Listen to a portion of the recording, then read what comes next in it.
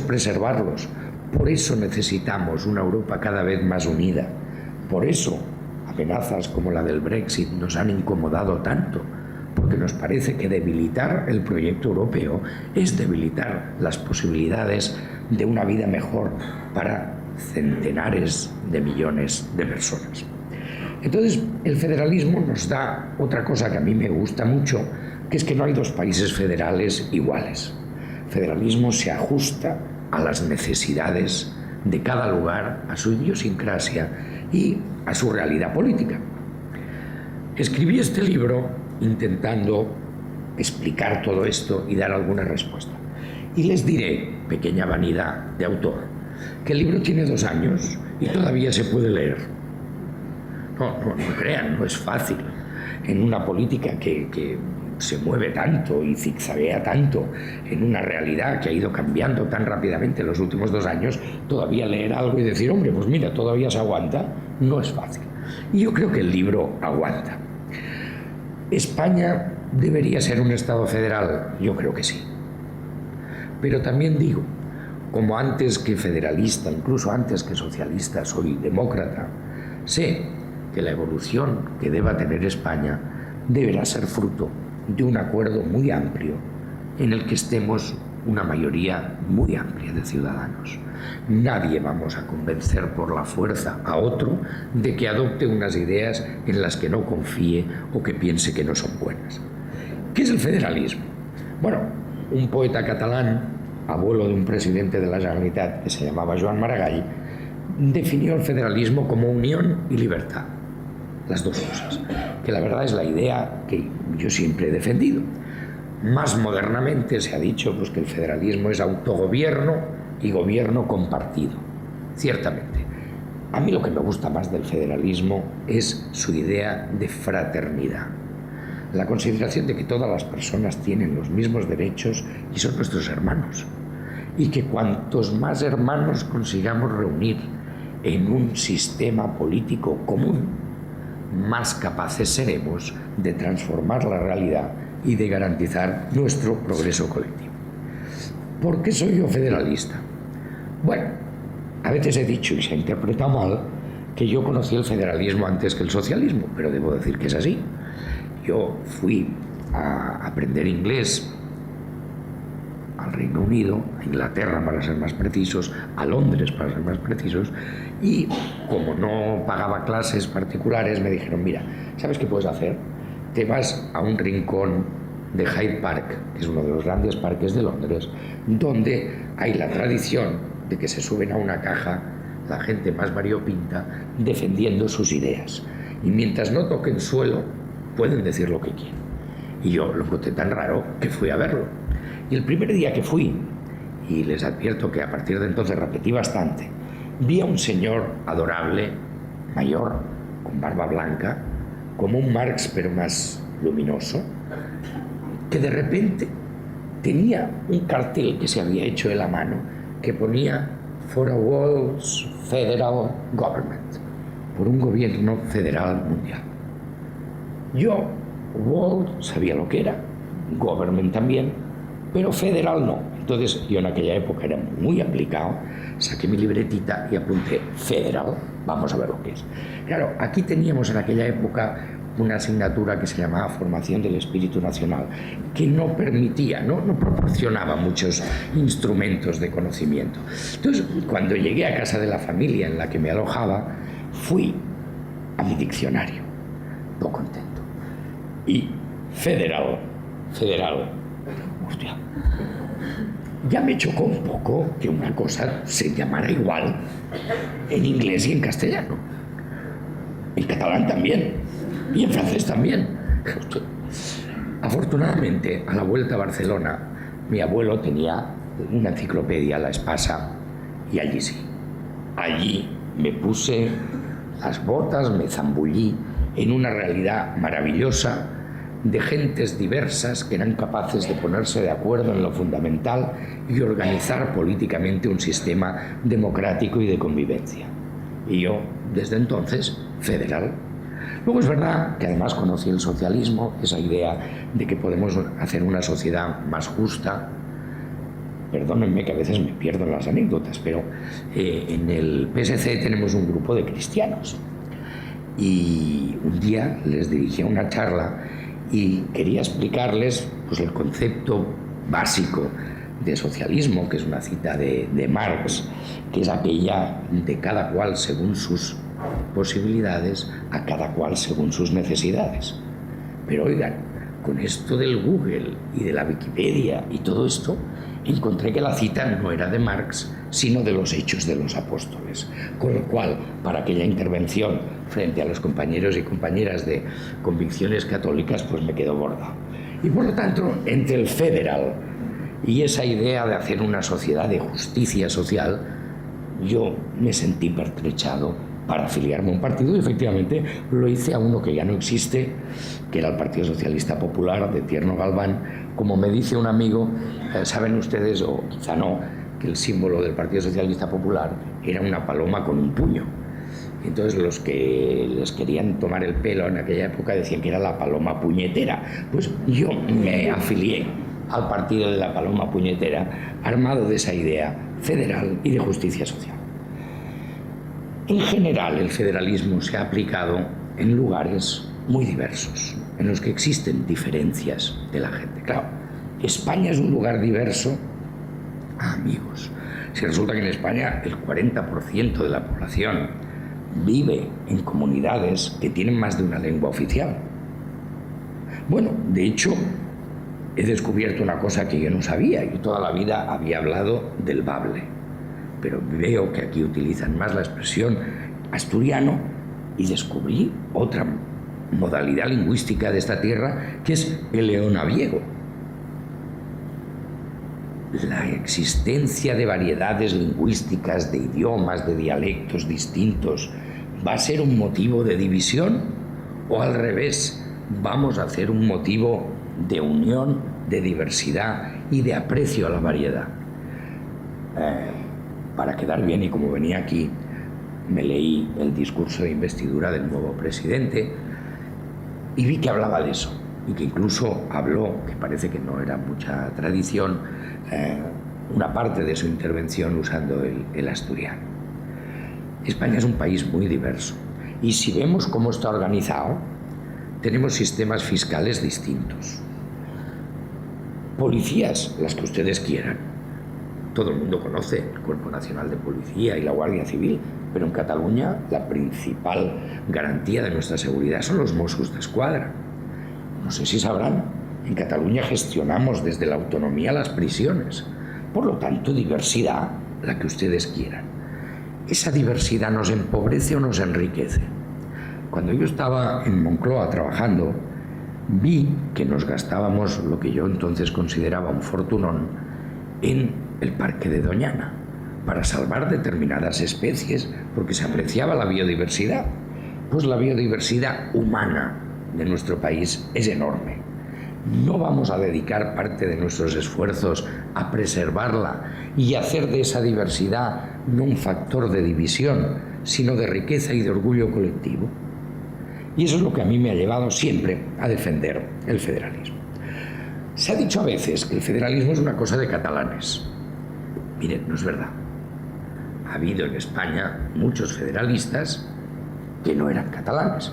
Yo por eso, y como argumento de autoridad, como normalmente me dirijo a auditorios con presencia socialista potente, utilizo como argumento de autoridad a un socialista segoviano, que es Anselmo Carretero, que nos explicó, siendo España tan diversa, la forma política que mejor recoge esa diversidad y que le da cauce es el federalismo.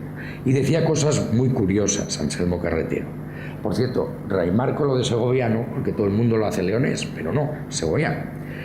Decía en un libro que se titulaba La personalidad de Castilla en el conjunto de pueblos hispánicos. Decía, sólido cimiento de esa nueva España, también guiño al club de prensa que nos acoge, sólido cimiento de esa nueva España, profundamente española y universal a la vez, ha de ser la firme unión de todos sus pueblos. Unión, decimos, mejor que unidad, porque de lo que se trata es de unir y articular no de fundir o machacar en un gris monótono lo que es un conjunto de rico colorido.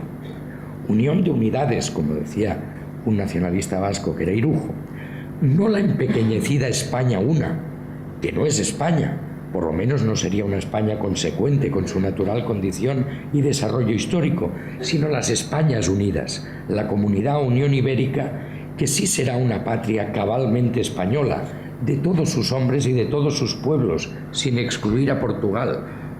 Porque España, la nación española, nación de naciones o comunidad de pueblos, es el resultado de un largo y difícil y doloroso proceso histórico en el que han participado todos ellos. Todos. Decía Carretero, se trata pues de encontrar una fórmula política, una constitución del Estado español que armonice la unión con la variedad nacional, que no solo respete, sino que proteja con la unión de todos la personalidad de cada cual. Eso es precisamente el federalismo. Yo creo que ahí había, esto lo escribió Anselmo Carretero desde el exilio en México.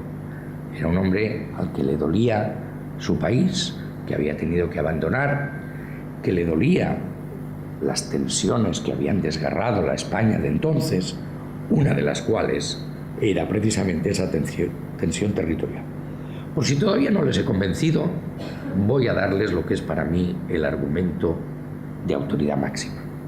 El domingo pasado Felipe González dijo que había que federalizar la Constitución. Si lo dijo Felipe González, yo no puedo poner ahí ningún tipo de pero. ¿Hacemos esta propuesta por el lío que tenemos en estos momentos en Cataluña? Miren, no.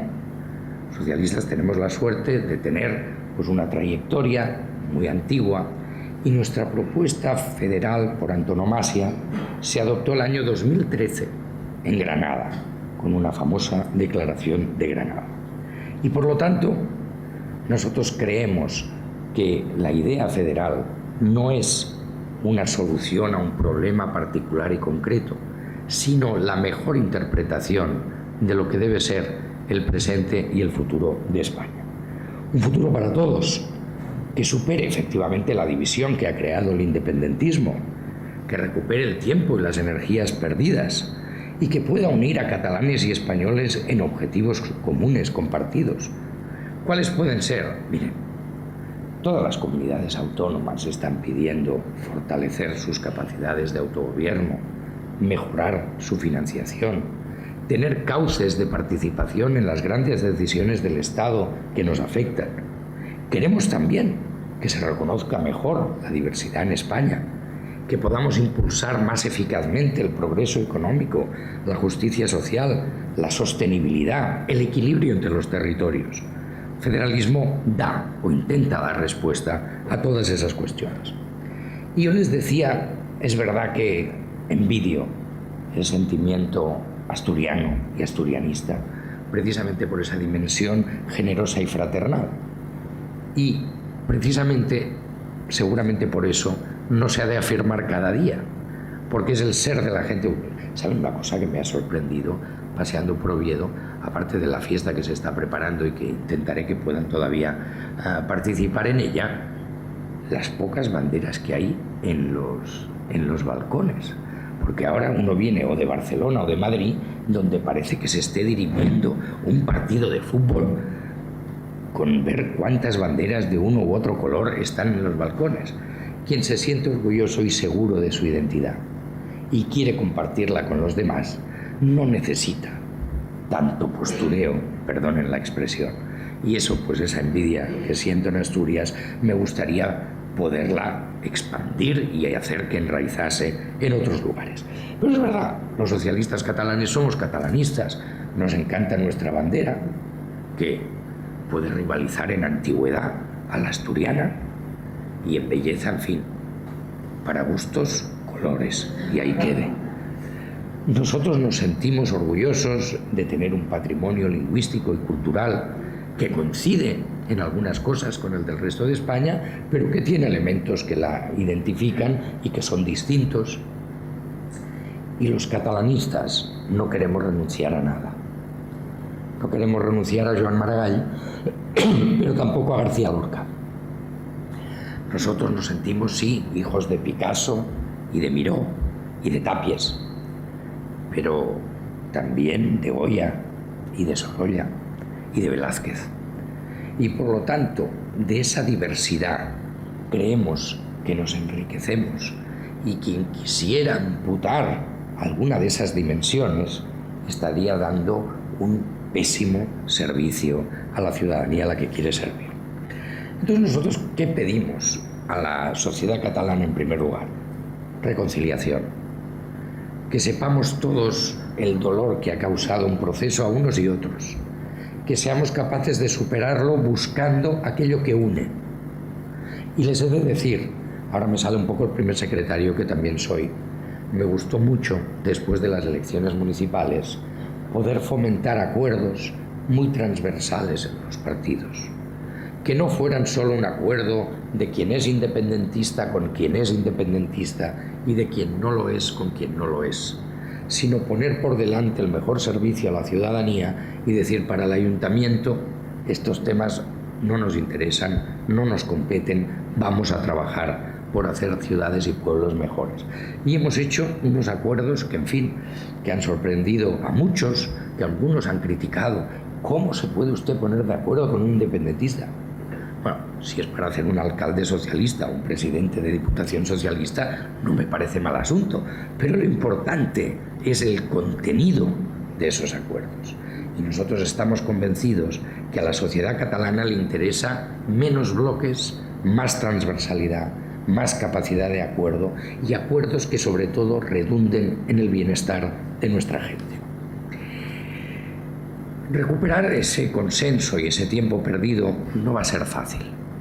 Estos días se está discutiendo mucho cuánta gente fue a la manifestación de la Diada.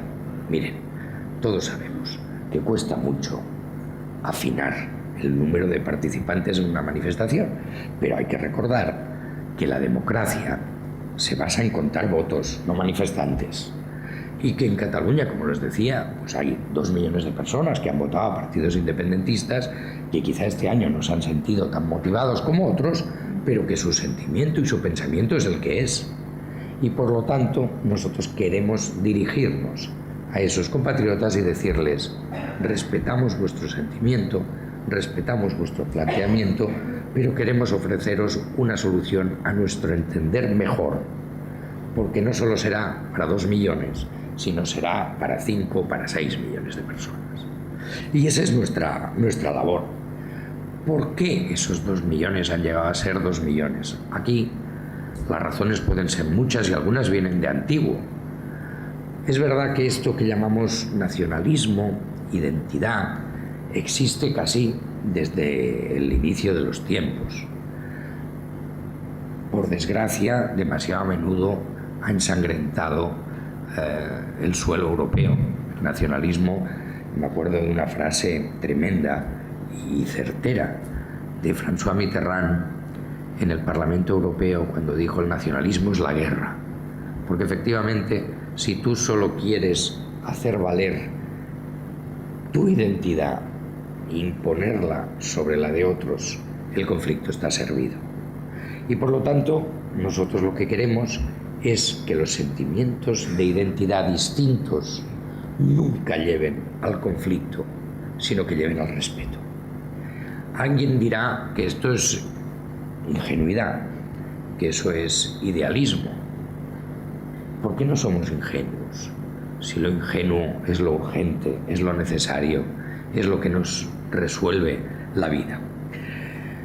Ha habido cosas más recientes que ese sentimiento nacional exacerbado. Tuvimos una sentencia del Tribunal Constitucional que hizo una cosa complicada de explicar. Yo todavía no se lo he podido explicar a mi madre. Y es que un tribunal alterase una ley votada por los ciudadanos. Eso fue una anomalía democrática, que afortunadamente ya no puede darse, porque se ha modificado la ley para que nunca más pueda pasar. También les diré, a veces se ha exagerado mucho el papel de esa sentencia. Lo digo porque Artur Mas, por ejemplo, pasada la sentencia, su primer acuerdo político fue con el Partido Popular, que había sido quien había incitado a ese recurso. Por lo tanto, igual no era tan grave. Al menos lo que no le impidió a él es ponerse de acuerdo con Alicia Sánchez Camacho, que ya es ponerse de acuerdo. Por lo tanto, ese factor solo no puede explicarlo. Hay un factor económico que no quiero escabullir, y menos en Asturias y por el respeto a este foro. Ha habido sensación de maltrato económico y la crisis económica del año 2008 lo ha agudizado. Habría que ser capaces de diseccionar qué hay de verdad y qué no en esa sensación que en Cataluña está muy extendida. En esta historia hemos tenido un héroe, Josep Borrell, que conocen ustedes bien, que hizo un libro con un amigo suyo, que es Joan Llorach, demostrando que las cifras que se daban permanentemente diciendo que si Cataluña fuera independiente, a partir del día siguiente tendría 16.000 millones de euros más, no eran ciertas. Y es verdad que se pueden calcular las balanzas fiscales, pero nos explican cosas parciales. Probablemente Cataluña durante mucho tiempo ha hecho una aportación significativa al resto de España. Pero ya dijo Ernest Lluch, nuestro malogrado Ernest Lluch, que si uno hace balanzas fiscales y no hace balanzas comerciales, está explicando la mitad de la película. Porque es verdad, a Cataluña le interesa el progreso del conjunto de España, quizá por razones solidarias, pero también por razones egoístas. Si uno resulta que se dedica a fabricar y lo que quiere es vender, necesita quien le compre y sobre todo, con perdón, quien le pague. Por lo tanto, plantear la relación entre los pueblos de España estrictamente en clave económica y más estrictamente todavía en clave de balanza fiscal es engañar. A Cataluña le va bien cuando a España le va bien. Algunos pueden matizar y dicen, no, le va un poco mejor. Es posible. Pero desde luego, cuando a España le va mal, a Cataluña le va mal.